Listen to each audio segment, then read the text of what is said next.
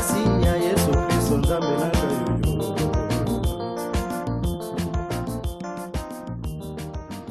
Bien-aimés dans le Seigneur, shalom, shalom, dans le nom puissant de notre Seigneur Jésus-Christ. Totondi nzambe po ete apesi biso lisusu occasion ya kosala émission oyo. Totondi nzambe po apesi biso lisusu makasi, apesi biso lisusu mayele, pe apesi biso lisusu pema. Na yango tokobelela makila na Yesu Kristo et à purifier miso na biso, tant physique et spirituel.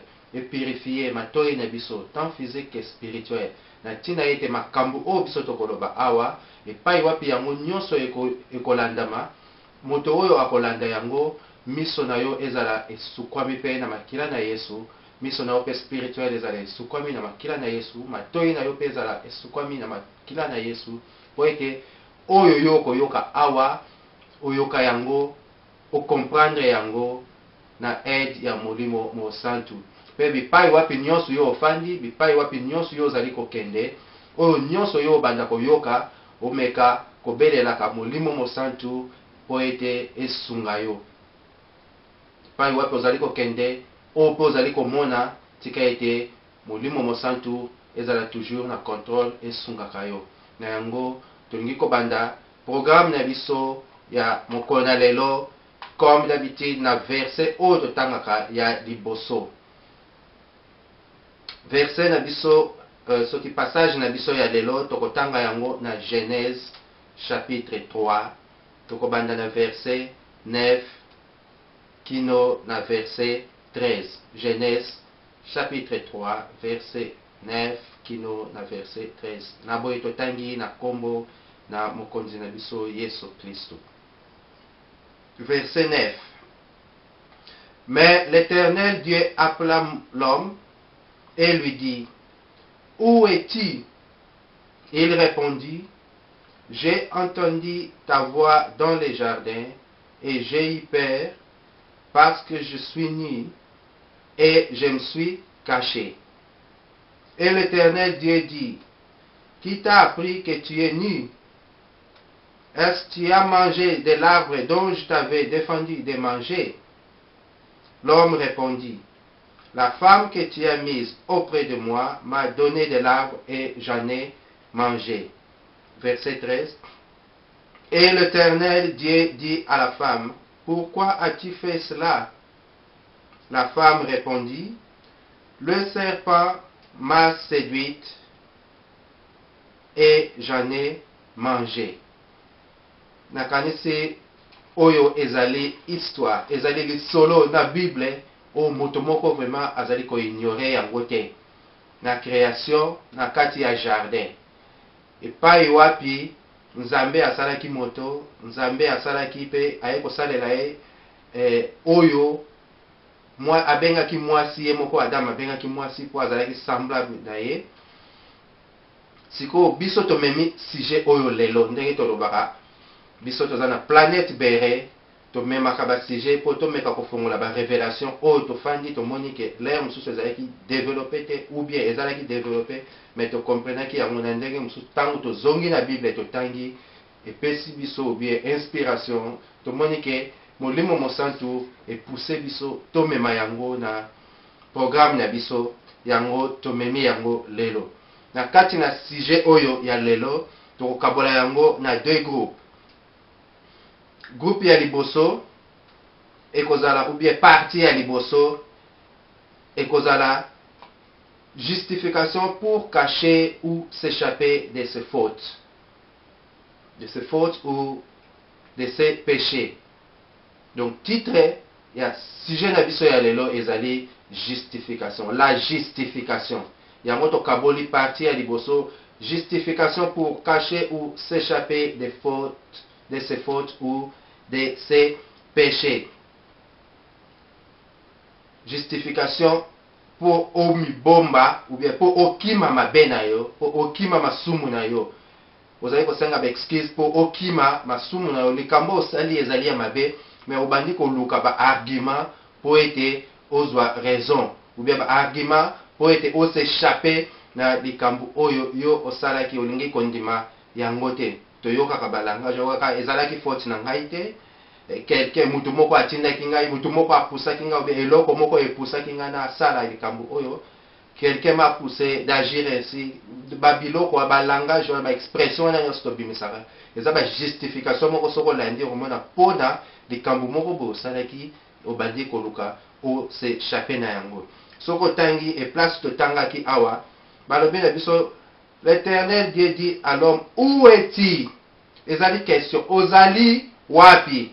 Ozali wapi? Ezali question batunio pour opesa réponse position na yo na moment wana ou bien emplacement na yo na moment wana ezali question ezoko indiquer lié yebisa biso esika ozali batuni Adam ozali wapi yoka réponse na ye na yokaki mongongo na yo na jardin pe na bangaki po nazali bolumbu et puis na bombani batuni ozali wapi otanga géographie na classe géographie ezali makambo ya lié makambo ya position batuni ozali wapi soko ozalaki na salon olobi ke nazalaki na salon nazalaki na balabala nazalaki na se ya nzete po bango bazalaki na jardin nazalaki na se ya nzete nzambe ayebi jardin wana ndenge ezalaki ayebi position ya biloko moko na moko na kati ya jardin mpe nzambe ayebaki na ye epai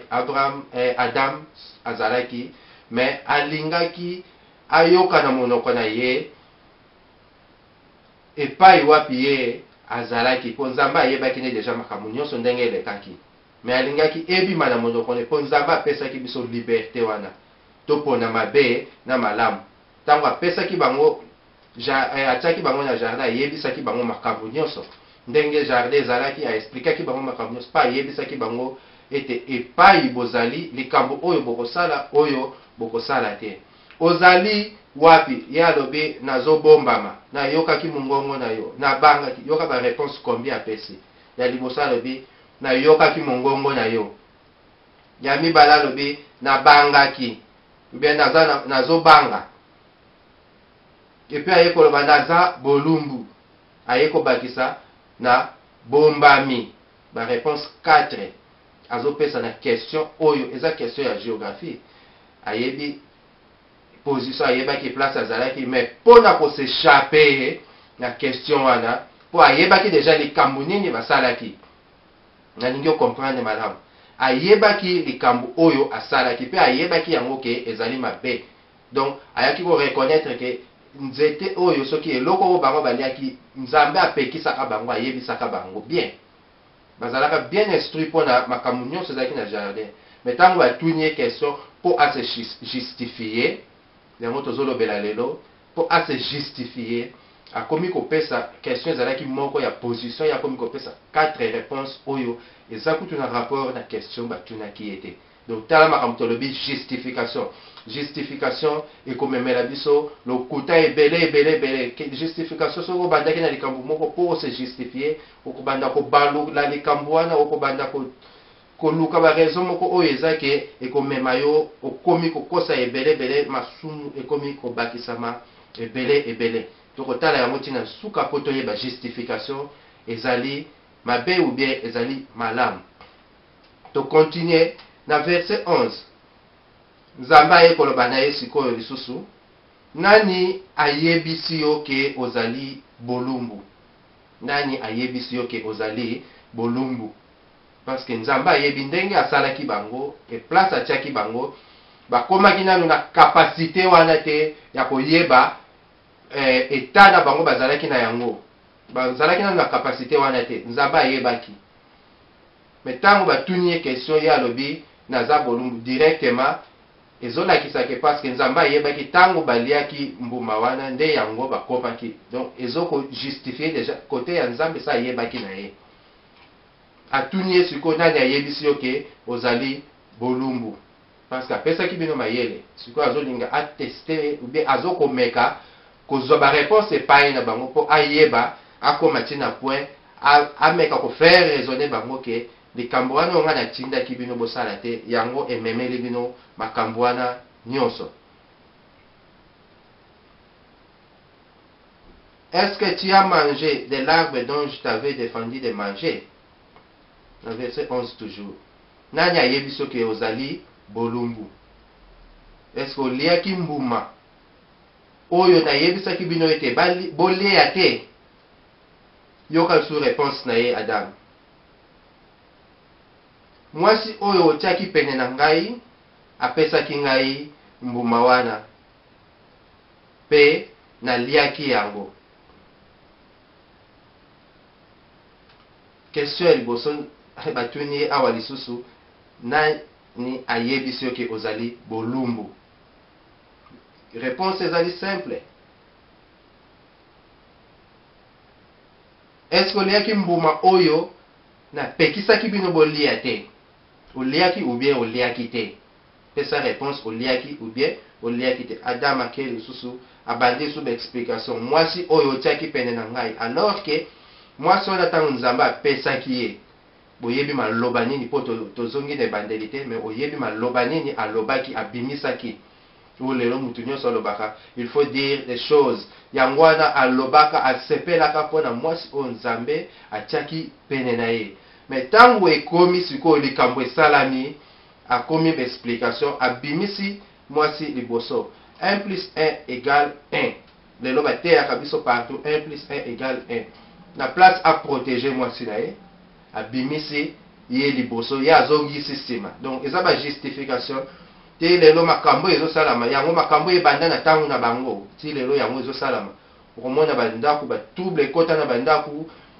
Soki mwasi alingi alakisa mobali ke yende awuti azalaki élevé na famille ya bien, azalaki éduqué, yende azali malamu, mobali pa alingi approuver yango boyoka koyoka nga na wuta na famille ya bwe, na famille na biso, na famille na bino nani donc ba question na di ewuta déjà awa. Soko tali bien Adam il fallait protéger mwasi na ye po alingaka ye, alobaka maloba ebele na liboso kala mingi te, aye kobosana, aye kobimisa ye ke mwasi oyo otiaki pene na ngai. Yoka langage na ye, mwasi oyo otiaki pene na ngai apesaki ngai mbuma pe naliaki yango. Alors batundaki kutu question mususu, obandi koluka ko se justifier, okomi koloba na makambo oyo eya kobimisa oyo lobi makambo mususu oyo ekomi contradiction na oyo lobaki liboso po sepelaka ntango batiaki yo bapesaki yo mwasi wana. Pe Nzambe aye kokontinue alobi sikoyo na mwasi, mpona nini osalaki yango? Mpona nini osalaki yango? Ye pe mwasi na tourne ba justification. Le serpent m'a séduite et j'en ai mangé. Nzambe apesaki bino mayele boyebaki yango. Serpent aye pene na bango alobaki na yo olia yango, oyebaki yango. Alors tango ozalaki séduit, eloko nini etindaki yo ozala olia yango? Wana ezali oyo tolobi ete ba justification. Nzambe azali kutu na tina ya okende kotuna lisusu serpent te, po ayebaki serpent oyo tolobaka lelo le diable Satan. Nzambe ayebaki makanisi na ye nyonso, de azalaki na tina akontinue akende kotuna te, atunaki ba oyo ya ye baza semblable ya ye, oyo atiaki motema atiaki na jardin yango atunaki bango. Pe tala esika wapi makambo nyonso ebandaki, esika wapi isumu ekotaki na mokili, pe esika wapi kanda na Nzambe apesaki punition, apesaki na mobali, apesaki na mwasi, pe apesaki na serpent. Mais sujet na biso soki na point oyo tozali kolobela lelo, tolingai tolakisa kaka justification wana. Batunaki Adam question, abandi ko se justifier, alingi koloba vérité mbala moko te, akomi ko se détourner po abimisa réponse na ye. Et puis batunaki na mwasi memema, mutu na mutu azali ko accuser muninga. Batuni Adam azoko accuser mwasi na ye, batuni mwasi na ye Eve, yepe azali ko accuser serpent. Donc bango nyonso bazalaki ko s'excuser nde tolobi Nzambe azalaki na tina kotuna lisusu kutu serpent te po ayebi ye azali le père des mensonges, diable Satan. Le père des mensonges nde akotaki na kati wana, ayebaki baloi, ayebaki makambo oyo instruction Nzambe apesaki Adam na Eve, na yango ayaki parce que ye aza toujours mutu oyo a opposaka makambo ya Nzambe. Yango ayaki po akota na nzela na bango pe a opposé oyo Nzambe atiaki na mokili, oyo atiaki na kati na jardin, ebandaki na jardin, atiaki ba loi, atiaki ba instruction kati na jardin. La justification a commencé dès les premiers humains, Adam et Ève. Et cela s'est descendu jusqu'à nos jours. Yango ekititi na mikolo na biso. Na Bible même soki totangi tokomona ba exemple eza ebele. Ba exemple ebele na Bible oyo ezolakisa epai wapi batu bazoluka toujours ba se justifier. Tozwa siko exemple na Bible epai wapi ba justification na batu bazali ko se justifier po ba meka kokima babunga na bango, ba meka kokima ba faute na bango basali na ba réponse moko bien na ba acte o basalaki liboso, ba meka ko se justifier na ba réponse soki na ba mabunga o bango basalaki. Ya liboso tozwi ka ya Sarai. Sarai toyebi azalaki kobota te na Abraham, mais azwaki likanisi po ayebaki ete epai na bango balwa ezalaki lokola azalaki na servante na ye moko boye, tika napesa ye epai ya mobali na ye po ete ameka kobota mwana wana alingaki kozala na charge na ye mwana na ye selon balwa na bango. Mais ntango apesaki Abraham servante na ye, aye koremarke ke akomaki na zemi epuis abandaki lisusu korespecte ye te, achangeaki vraiment comportement po servante wana yebaki le wana te yende abotaka, yende azali na mwana, alors ekomisaki ye mwa lolendo. Alors Sarai na sima ayaki akomaki koblame sikoyo Abraham. Tolobi Sarai qui volontairement donna sa servante à Abraham pour lui donner des enfants. Ici, elle blâme Abraham pour avoir accepté facilement à son offre. Après ça qui est mort volontairement, mais tant qu'on a remarqué le comportement wana akomi ko blâmer Abraham. Pourquoi on a blâmer Abraham? Yé ponaye alobi Abraham andimaki facilement offre wana. Abraham ayebaki ba makambo wana nyonso, mais andimaki facilement. Ezali toujours ba justification ndenge tolobi. Otangi oyo na Genèse 16, Genèse chapitre 16 verset 5. Et Sarai dit à Abraham: l'outrage qui me fait retomber sur toi, j'ai mis ma servante dans ton sein, et quand elle a vu qu'elle était enceinte, elle m'a regardé avec mépris. Que l'Éternel soit juge entre moi et toi. Que l'Éternel soit juge entre moi et toi. Tant azolo bawana, eza ba justification pour abosani ke ye mokonde volontairement motatinda ki ete ezalaki souci na ye apesaki servante na ye epai ya Abraham. Tozana bakebele to meka kokita ndenge tolobi verset wana tanga yango bandela yango lisusu okomona comprendre. Kaya Aaron totangi yango na Bible ndenge tolobaka le nyonso bandimi ya bere nyonso tolobaka il faut to se référaka na Bible. Exode chapitre 32 verset 24. Je leur ai dit que ceux qui ont de l'or s'en dépouillent et ils me l'ont donné. Je l'ai jeté au feu et il en est sorti ses veaux. Nzambe apesaki bango, apesaki mitindo, yebisa bana na Israël, makambo wana bokomi kosalaka ya koadore, ya ba idole wana, ya ba veau d'or, ya ba nini, yango e sila. Bapesa yo ba or wana nyonso po détruire yango. Ye azwaki yango, réponse na yazolo ba ete na bwakaki yango na moto, pe veau d'or oyo ebimaki. Ezali réponse, eza ba justification veau d'or ebimaki po ete ya bwakaki na moto. Est-ce que asalaki forme eloko moko te yango wana eza réponse na yango ebimisaki veau d'or. Kaya misatu soki tolingi tobakisa mosusu, Saul essaie de justifier son péché en démontrant qu'il a péché pour faire une bonne chose. Saul abandaki ko se justifier pe na réponse na ye apesaki epai na Nzambe po alakisa ete likambo nga nasali ezalaki na cause ya malamu. Likambo ngo ezalaki nini? Tanga na Samuel 1 Samuel verset 15 banda na verset 1 ti na 22 pour comprendre histoire nyonso. même si biso tokotanga nyonso te, mais yo tanga tina 22 pour comprendre histoire nyonso. Donc zalaka na habitude wana parce que soki ozotanga verset ndambu et que comprendre yango malamu te ekoki komema yo libanda ya sujet, ekoki komema yo libanda même ya conception ya makambo o biso tozali koloba awa. Donc 1 Samuel chapitre 15 verset 1 à 22 pour comprendre histoire wana nyonso.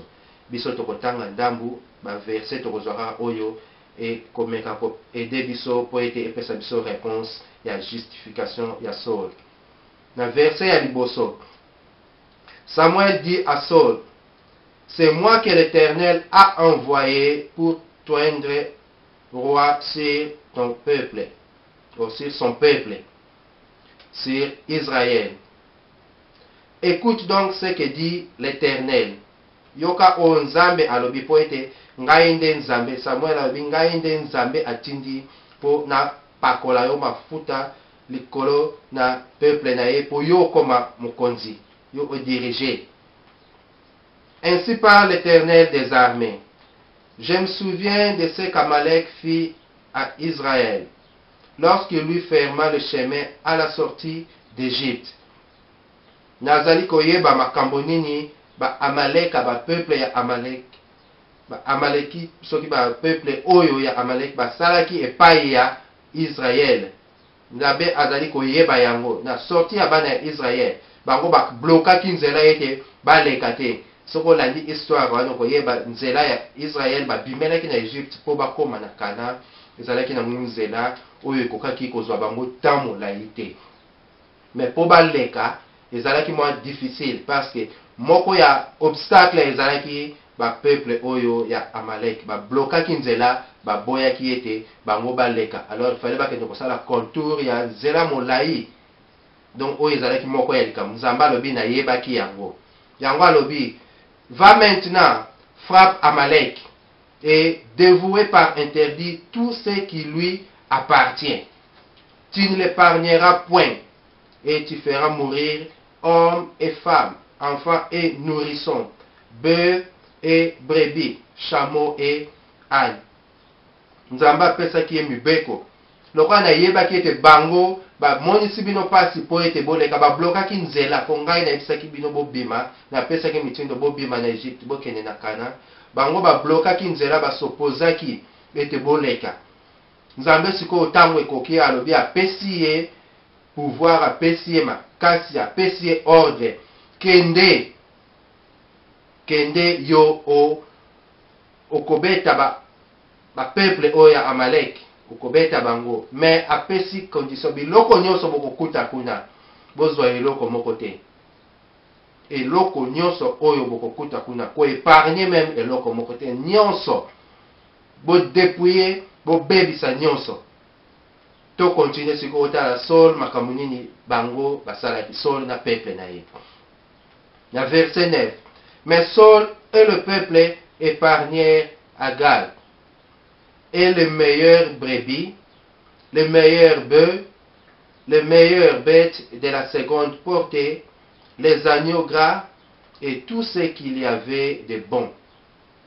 Ils ne voulurent pas les dévouer par interdit, et ils dévouèrent seulement tout ce qui était méprisable et chétif.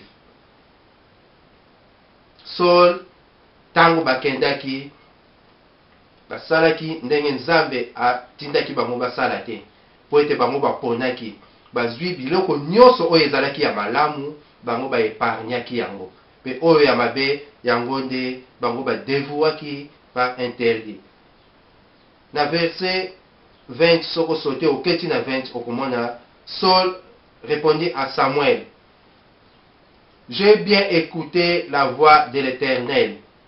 Oui, comme une justification siko. J'ai bien écouté la voix de l'Éternel.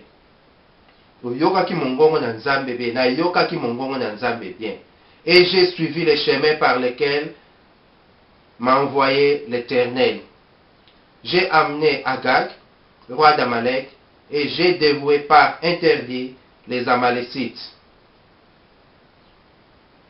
Oyo eza ba justification ya Saul. ye alobi ete nasalaki makambo nyonso ndenge nzambe atindaki nasala.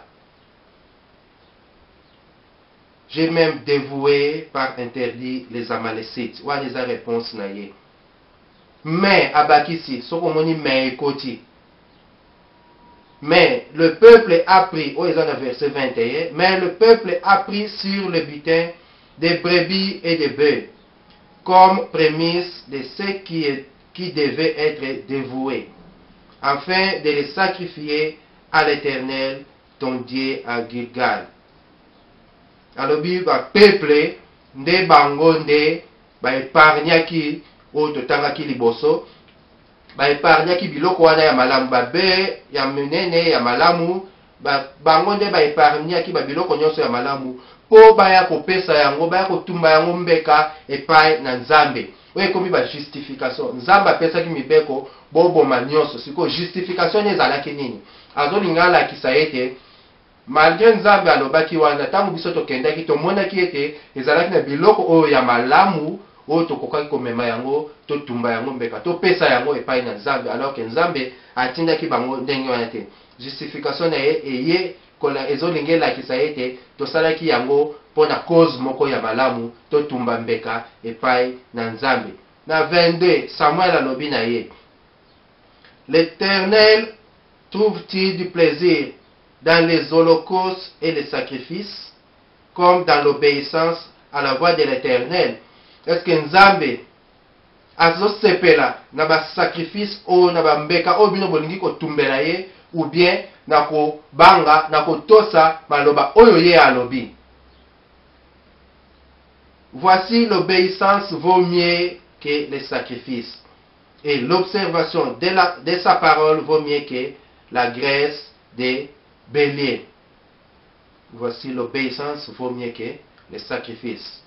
Et comme na minoko na biso l'air nyonso lobaka ke l'obéissance vaut mieux que le sacrifice. Mais yango ezalaka facile. Tala esika tolakisi bino justification ya solo. Batindi balobi bokende ko détruire biloko nyonso, bozwa eta eloko moko te. Bango bake baponi bazwi ya malamu, bazoko se justifier ke ya malamu tokosala yango mosala na Nzambe. Ezali même lelo emonanaka na ba église.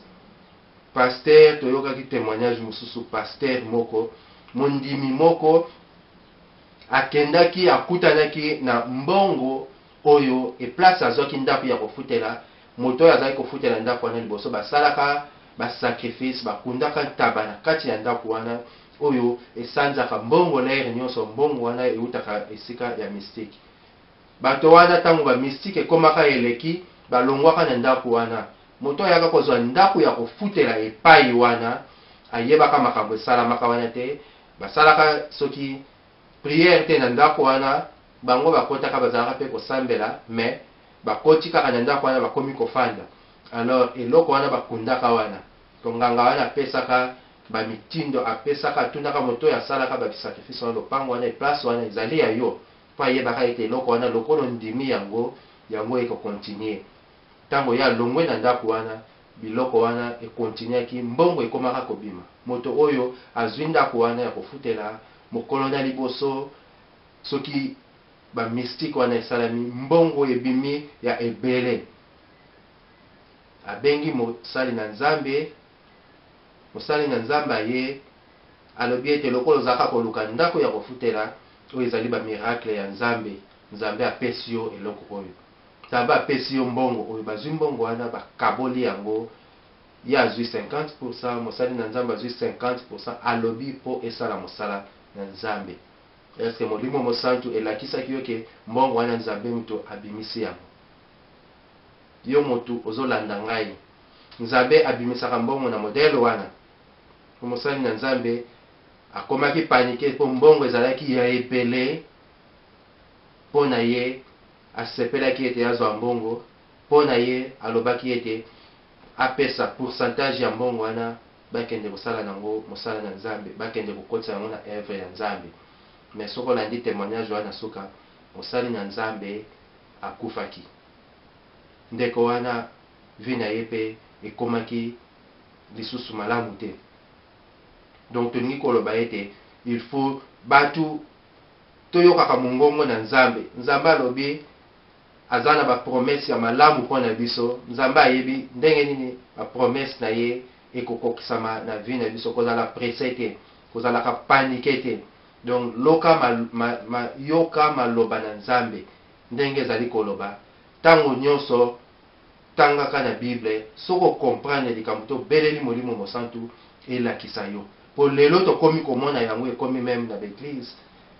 Koyoka loka bazo promettre chaque fois prospérité, richesse, soki makambo nini, soki ezalaki nango na nzela na nzambe te, bakoyebi so okokende kuta na banki na yo mbongo ekokota. Est-ce que ofandi okanisi vraiment malamu? Nzambe aye ko verser mbongo moko na compte na yo na banque, okanisi vraiment malamu ndeko na ntango ozolanda ngai yoka malamu. Oyoka kayango obengi bayebisi mbula oyo bokomona bakambo oyo nanu bomona te. Mbula oyo bokosimba bambongo oyo bino bosaleli te. Bible elobi na biso makambo mosusu, moto oyo asali te akolia te. Yo ba promettre yo balobi no soko ke na banque okokuta na compte na yo mbongo ekopima. Oyebi otelemi na liboso ya temple, obandi ko témoigner ke tango motei na nzamba lobaki makambo wana semaine oyo kaka na ke na banque na ngai na ke ko vérifier compte na ngai na moni mbongo moko ekoti. Ofandi vraiment okayebaka diable asalaka malembe. Ba pesi yo mbongo wana moko ba banda ko réclamer yango, okoyeba te ya nzambe yaka modèle wana te. Nzamba lobi il faut partir totangaki liboso soko zongi na mwa sima okomona tango nzambe apesaki okitima moko komona nzambe apesaki ba punition alobaki eza na mutoki na yo Adam, eza na mutoki na yo nde okolia. Siko yo okei kaka na banque omoni mbongo wana. Landa ba exemple obie ndenge nalobi mondimi ya bere planète bere eza inspiration ya nzambe wuti epai ya nzambe. Nzambe apesi biso makanisi oyo tango tobandaki ko lela epai na nzambe totangi Bible. Nzambe afongoli makanisi alobi ete il faut kozongaka toujours na Bible. Molimo mosantu etie kati na biso elakisi biso ke il faut kozongaka toujours na Bible, parce que tomoni makambo ebele babisika nyonso tozoleka okende kosambela okende boye okomona ba message eza kode. Mais tangu tobandi kozonga vraiment na bozindo na Bible tobeleli molimo mosantu elakisaka biso tokomi ko comprendre makambo mosusu oyo ke vérité vraiment yango eza na Bible. Mais bateyi yo parti moko balakisi yo prospérité, balakisi yo ndenge nini kozwa prospérité yango te. Bayebiso kaka prospérité babanda ko promettre yo prospérité. Soko landile le combien bambula boni eleki oso zui combien ne bakoyebiso ke ya nzambe zela tango bazoyebiso zela fale balakisaka yo ndenge nini okozelela yango po eya. Mais bazolakisa ndenge okozela te, yo ozosepelaka otelemaka okendaka koseme ntango bazokoloba maloba wana ya sukali oyo esalaka yo elengi na nzoto. Obosani ete ba condition eza ebele na makaloba na nzambe. Soko landaka bemission na biso nyonso okomeka ko comprendre. Tomemaki ba série ebele à la porte d'entrée négligé tolakisa ba makambo oyo ya mike eza ba makambo eza na vie courante ezosalama nango sikoyo, mais to négligeaka yango ba makambo so to ignoraka yango, alors que eza ba makambo oyo Bible nde ezoloba. Eza betape o soki olandi betape wana nyonso yango nde ekomemela yo ba makambo nyonso bazo promettre yo. Tolobi teke ba makambo bazo promettre yo eza na Bible te. Non, Nzambe asala ba projet ya malamu mpona bana na ye ya babete. Mais oyebi yango pe ete le diable moyini aza wana mpona ko s'opposer toujours na oyo Nzambe asalaki mpona destiné na yo. Moyini aza wana toujours mpona ko s'opposer. Alors il faut zala mayele sikoyo tango azo ko s'opposer akolinga te abanda koyibaka yo tango nyonso azoko memela yo ba makambo oyo ezake azoko dérouter yo na nzela ya vérité, na nzela ya makambo oyo yo efalo olanda azolakisa yo nzela mosusu. Kende na banki na yo okukuta omona 5000 ekotaki 10000 ekotaki oyepe otelemi opesi témoignage na pasteur pe asepeli. Alors on ne sait pas pasteur wana yebi likambo bango basali yo ndo yebi te, mais ya yebi makambo bango basali oyo un jour ekomemela yo makambo ebele okofi. Justification pour ne pas servir le Seigneur. Nzambe abengi yo, Nzambe mongongo na Nzambe ezoloba na yo te il faut sala mosala na Nzambe, mais yo obandi ko se justifier po kima mosala wana parce que olingi kosala mosala wana te omesana na wana vie mosusu alors omoni vie wana yango okokoka yango te alors que nzambe ntango abengi yo nzambe ntango alobi likambo epai na yo nzambe azali ndenge balobaka nzambe apesaka vision mpe apesaka provision yo ozokomitala na position oza nzambe akoki kotinda mission moko ezali vraiment makasi mpo na yo ozokanisa ngo makasi mpo na yo me nzambe ayebi ntango apesi yo vision ye moko ayebi akopesa provision. Donc langage wana soki oyoki justification pour ne pas servir le Seigneur kaka je ne suis pas capable, je ne suis pas à mesure de faire quelque chose. Mon enfant est malade, je suis très occupé. Biloko moko ya ndenge wana ozwi exemple ya Jonas. Nzambe azotinde kende na Ninive. Nzambe azopesa ye ordre. Nzambe ayebi ye moko tina nini atindaki ye. Eke nakozala na yo akozala na yo ya nzambe ezalaka bongo soki apesi yo mission ayebi so sala likambo akozala na yo ti likambo wana ekokokisama ti likambo wana ekokokisama po nzambe soki atindi apesi yo ye moko akobongisa nzela epai wapi yo ozali kokende okomona yo moko kokamwa ekozala na makasi na yo lisusu te po ete nzambe akoprepare nyonso nzambe akoprepare bato nzambe akoprepare biloko nzambe akoprepare bavoies et moyens oyo ekomema likambo wana ekokisama ndenge ye alingi yango. Quand Dieu donne une direction, il attend de nous la coopération et non la justification.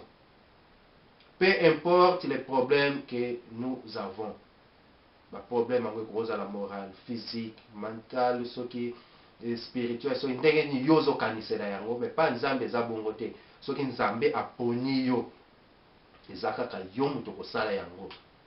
On a dit kaya exemple ya Jonas, omona tina suka, donc ti azongaki nzambe azalaki na ye, po nzambe ayebaki. Tala kaya Paul, peut-être yo kokanisa ke muto yazo boma batu vraiment o bazo kondimela nzambe. Mais nzambe aponaki kaka ye, nzambe ayebaki tina aponaki kaka ye. Paul azalaki kuti na ta ya kose justifier te, kaya Paul eza un peu moins différent. Paul azalaki ta na ta wana kuti ya kose justifier te. Donc tozolakisaka ke nzambe apreparaki nyonso, po so nzambe apesi akoprepare nyonso ti okende. Jonas nde ezalaki justification. Le Dieu, notre Dieu, aza capable ya pourvoir na ba besoin nyonso oyo ezali liboso ya mission oyo ye atindi po ete biso tosala. On n'a pas à se justifier pour éviter de répondre à l'invitation de l'Éternel. Dieu donne la vision et la provision. Donc tout tika avec justification wana soki mosala na nzambe et se présenter que nzambe atie na motema na yo vraiment ete osala yango. L'exemple pe eza ebele na Bible ndenge nalobaki tomeka su kotala mwa ndambu soki tokokoka kosilisa yango na temps. Ya liboso otangi na Exode 4, Exode chapitre 4 verset 10 ti na 12. Exode chapitre 4 verset 10 ti na 12. Moïse dit à l'Éternel: Ah Seigneur, je ne suis pas un homme qui ait la parole facile, et ce n'est ni d'hier, ni d'avant-hier, ni même depuis que tu parles à ton serviteur, car j'ai la bouche et la langue embarrassée. L'Éternel lui dit: Qui a fait la bouche de l'homme? Et qui rend muet ou sourd, voyant ou aveugle? N'est-ce pas moi, l'Éternel? Va donc, je serai avec ta bouche et je t'enseignerai ce que tu auras à dire. Donc, tout ce qui explique que makambo nyonso tolobi tozokomeka kopesa d'exemple pour soutenir makambo na biso tolobaki ndenge tolobaka lere nyonso nalobaki tokobanda korapele yango tozala lokwa bandimi ya bere makambo biso tozomema tozoloba soko ozolanda yango malamu komona ke tozozwa toujours na Bible yo pe fo bondelaka nzambe surtout babisika nyonso ozali kokende kuna mokili se ebebi bondelaka nzambe alakisa yo bondelaka nzambe a diriger molimo mosantu et diriger makanisi na yo. Nzambe aponaki Moïse oyebi condition ya Moïse azalaki kobegeye azalaki na maloba facilité ye abandaki kobude, abandaki komona ke yango ezali obstacle, mais nzambe ayebi. Nzambe soki apesi provision tolobi apesaka, soki apesi vision apesaka pe provision. Totali exemple mosusu ya mibale na Nombre chapitre 13 verset 1 tina 13 yo kotanga yango, mais biso tokozwa ndambu po tokomi kokende mwa rapide pour l'air ekei. Nombre chapitre 13 verset 1 tina 33, kuna okomona ete nzambe apesaki ordre lisusu na Moïse ete atinda 12 personnes apona na batribi ya bana nyonso ya Israel apona mutu moko moko batinda bango po bakokende ko explorer la terre promise na Kana. Tango babandaki kosaproche po bakota na Kana, nzambe atindaki sikoyo apesaki ordre ete batinda bato bakende ko explorer mboka oyo ye azomema bango bakende kofanda, mboka oyo ye aprometaki bango akopesa bango. Bango tango baponaki bato bakendaki, pe bato tango bazongaki bayaki na rapport moko ya malamu te, rapport moko ya kobangisa ete esika tokendaki ya solo tomonaki vraiment ezali mboka oyo kuku le lait et le miel, mais tomoni modèle ya bato tomoni kuna ba géant wana vraiment toza na capacité ya kobunda na bato wana te. Alors ezalaki mission ya nzambe, bango tango batindi bango boyande na rapport, boloba rapport makambo oyo bino bomoni, et puis botikela bato oyo nzambe aponaki bango bazalaki na instruction ya nzambe bayebaki nini ya kosala. Mais na bango nyonso wana bakendaki 12 ezalaki kaka na Caleb oyo alobaki maloba ezalaki différent na oyo bango balobaki. Soko lingi totanga mwa ndambo awa rape, tokotanga kobanda na verset 31.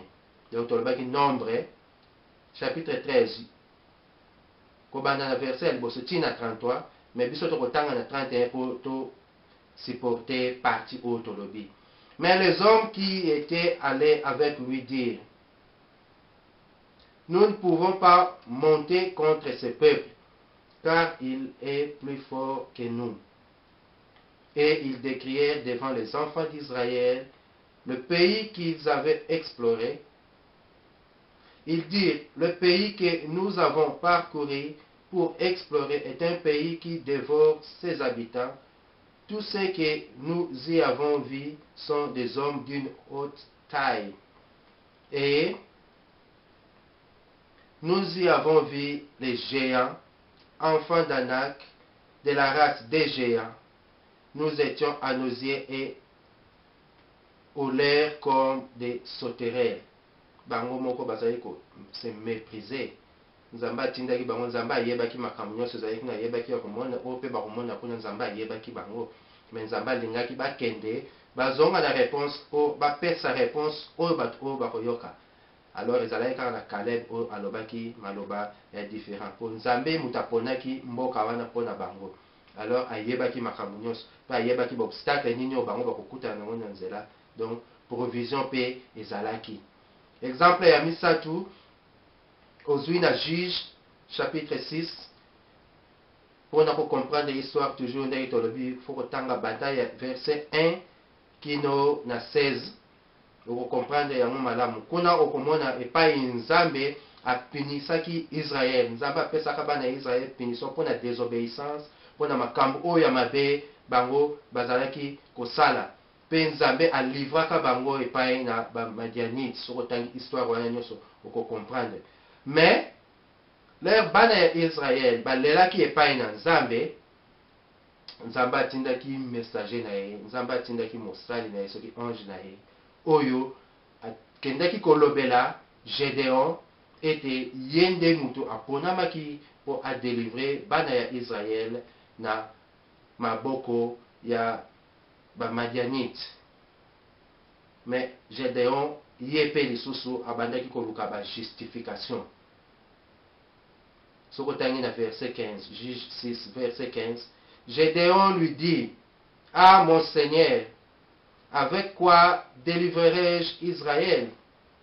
Voici, ma famille est la plus pauvre en Manassé, et je suis le plus petit dans la maison de mon père. L'Éternel lui dit: mais je serai avec toi, et tu battras Madian comme un seul homme. wana ezalaki nzambe alobi na ye. Omoni ke biso bato soki nzambe alobi, soki oyoki mongongo na nzambe okomi kokota doute, alors que soki ezali vraiment ewuti epai na nzambe na mokolo na lelo na mikolo oyo ya lelo, faut kobelela molimo santu nzambe akoconvaincre yo. Po misusu oyaka na nzela na ndoto, na nzela na vision, na nzela na mutu moko alobi no, mosali na nzambe alobi no, ubie monenga moko alobi na yo, mais il faut kozongaka toujours epai na nzambe. Ndenge tolobi bana ya Israel balelaki epai na nzambe mpona bapasi na bango, nzambe alakisaki bango, nzambe atindaki moto mpe nzambe aponaki moto oyo akodelivre bango. Biso lelo soko ozongi epai na nzambe, molimo mosantu ekoconvaincre yo, ekolakisa yo nini oyo yo okosala. Alors kozalaka na badoute te. Nzambe apesaka vision, nzambe apesaka provision, ye moko ayebi. Exemple mosusu oyo tokotanga te mpona lere eleki, mais yo tanga na Luc 9, Luc chapitre 9, verset 59 ti kino na 62. Okomona lisusu awa pe lisolo epai wapi nkolo na biso Yesu Kristo azalaki kopona bayekoli na ye, bango nyonso bazalaki na ba excuse.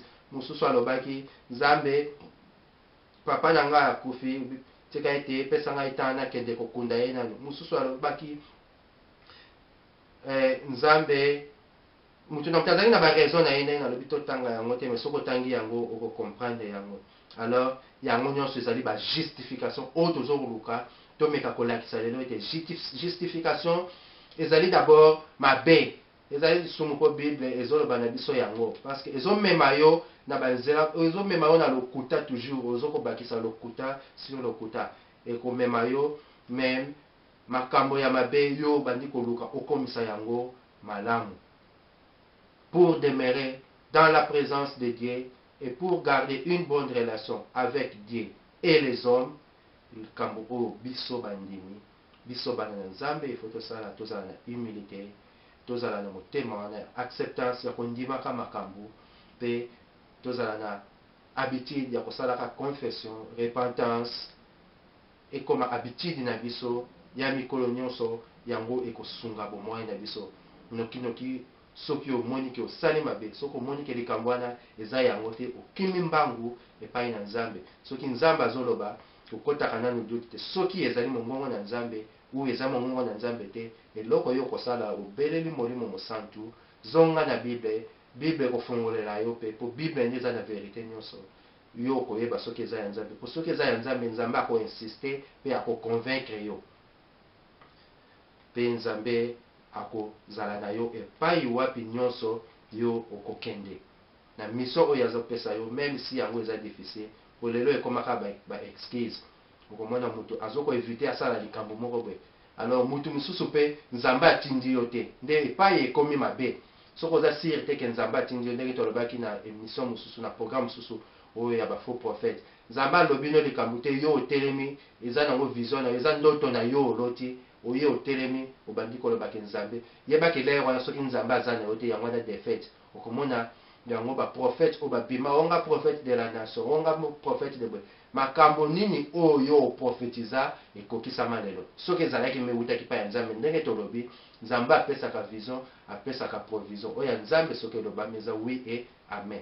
Nzambe aza na nsima ya maloba na ye kino yango ekokokisama. Donc tobimisa orgueil, tolongola orgueil na bomoi na biso, po orgueil ekomema yo mosika na nzambe. Orgueil ekotinda yo obanda kondima te ke oza na erreur, makambo ozoloba ya lokuta, mais lokola orgueil eza ata bazolakisa yo yango okondima te. Orgueil ekokomisa yo na position moko oyo eza ke mwana moke leki ou bien mutu oyo aza inférieur na yo akoki komemela yo conseil te, ata yango eza ya malamu okondima yango te, po olobi ngai naza déjà élevé, yo ozali na se na ngai, oza na pouvoir te ya koconseille nga. Alors soki eza epai eza ya nzambe, oyebi te soki nzambe atindaki yango na nzela ya moto moko boye, yango tolobi fo ozala toujours pene ya maloba na nzambe, pene ya molimo mosantu ezala epai na yo, ntango nyonso ifo kobelelaka molimo mosantu ye nde akodirige yo. Tokomi na suka ya programme na biso ya lelo. Comme d'habitude topesaka passage moko oyo yo pe omeka kofungola yango lisusu otanga na Bible obela molimo mosantu efungola yo eza toujours en rapport ya sujet ya mokolo na lelo. Jacques chapitre 1 verset 13 kino na 15.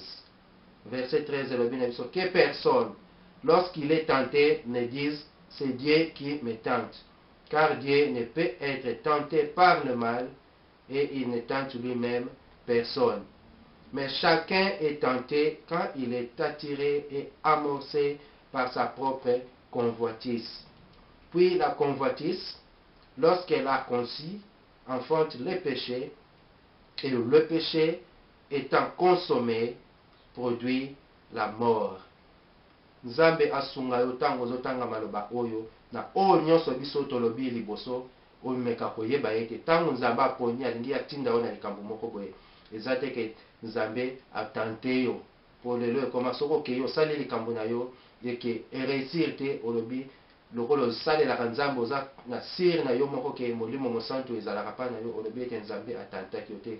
Soki Nzambe atindi yo, Nzambe apesi vision kopesa provision, Nzambe akozala na nsima na yo kino yango ese accomplir. Soki yango ekokisami te okocomprendre vite ke Nzambe azalaki nsima na yango te mpe Nzambe te moto apesaki yango. Soki ezalaki baconvoitise na yo moko, bilulela na yo moko, ezalaki yo moko baposa na yo moko olingaki osala likambo wana mpo oluka élévation na société na communauté, mpo oluka bato barespecte yo na société na communauté, alors soki oréussir te koloba te ete Nzambe atantaki yo bien ezalaki volonté ya Nzambe. Non, il faut faire très attention na bamaloba oyo biso moko tozali kobimisa. Nzambe azala na nsima na maloba oyo tobele lisusu molimo mosantu ezala na direction ya makanisi na yo, molimo mosantu esunga yo okomprendre makambo oyo nyonso biso tolobi lelo. Tika ete yango esunga yo na bomoi na yo, esunga yo bipai wapi nyonso ozali kokende, esunga yo bipai wapi ozali kofanda.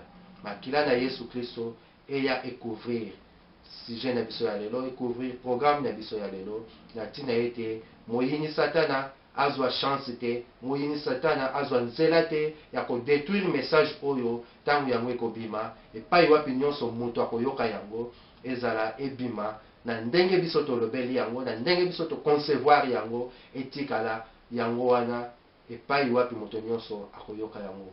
Makila na Yesu Kristo ekouvrir pe yo epai ozali, efungola miso na yo, efungola matoi na yo tant physique que spirituel na ntina ete omeka kocomprendre makambo oyo na ndenge ya malamu pe yango esunga yo.